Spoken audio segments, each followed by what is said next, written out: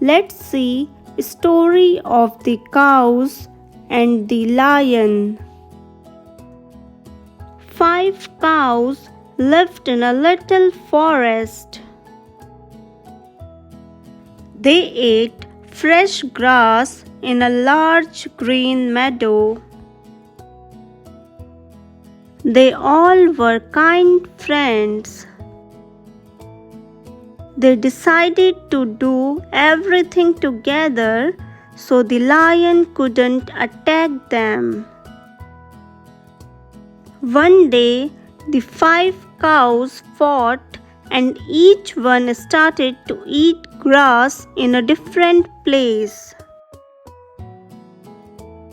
The lion decided to seize the opportunity and killed them one by one.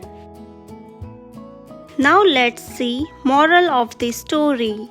Unity is strength. Thank you kids. Subscribe for more short stories.